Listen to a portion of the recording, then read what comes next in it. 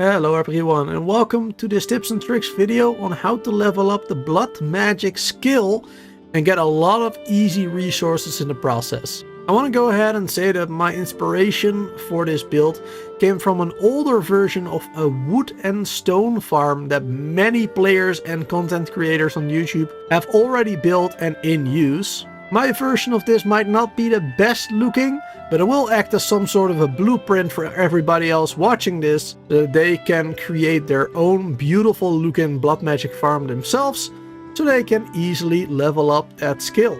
And not only leveling up the skill, but also, of course, you will get a lot of wood, stone, Great Dwarf Eyes, and some of the other drops that these creatures have.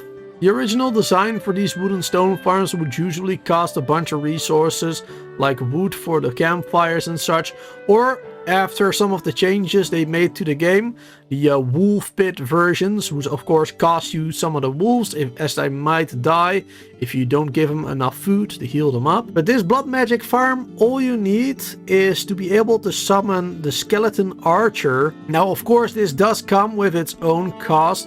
You're gonna have to get, for example, at least 2 of the aether foods to be able to summon these skeletons, as they require 100 of it. But these skeletons will pretty much remain there for eternity, at least for as long as you don't go elsewhere and don't summon them elsewhere in the world. But if you're gonna sit there AFK for an hour or so, then you will definitely get your money's worth, so to speak. Now, of course, sitting AFK at these things is always a risk, especially now with the Seeker and Jarl events. So be very careful and keep an eye on the game anyway. Now, some of the Great Dwarfs might damage, of course, the walls by throwing arrows or trying to get out. You do have to repair every now and then the walls. But as long as you make it out of a durable material like stone or the black marble, then it really shouldn't be that much of an issue. And you can pretty much sit there for an hour or two without having to repair. The first thing you have to do to get started is of course to dig yourself a pit around the spawner. Now you can do this in any size and shape that you want, but usually it is a rectangular shape around the spawner that most people will make.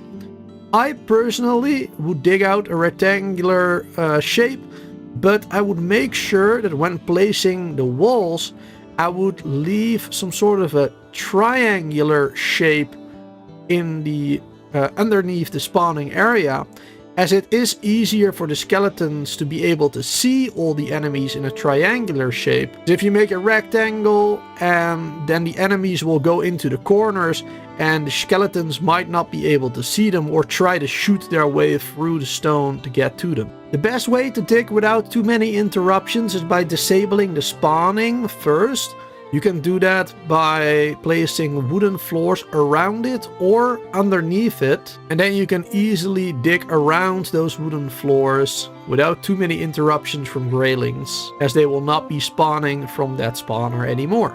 Then when you've done all of that, you can of course try to make it look a little nice with walls. As you can see, of course, I chose the black marble walls because they look neat, are very durable, and they're of course new to the game.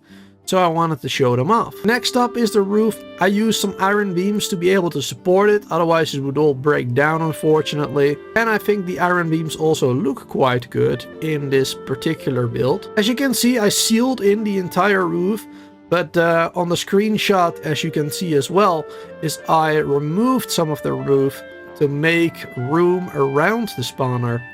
Because for some reason it was interfering with the spawning and nothing would spawn anymore.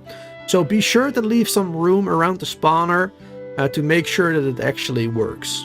Then I made a little pen for my skeleton friends, so me and my summons could sit there safely without having to worry about brutes or the Grey Dwarfs too much attacking us.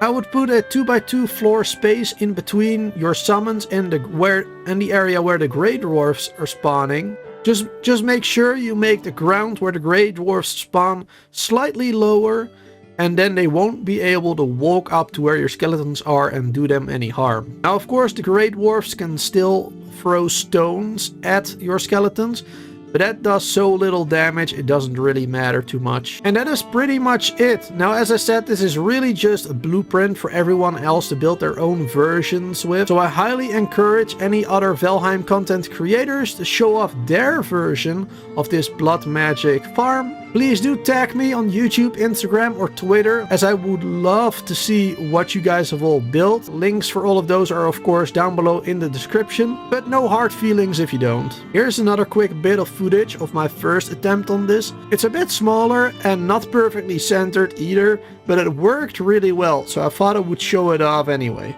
Thank you all so much for watching. Please do subscribe to the channel for more Valheim and many other great games.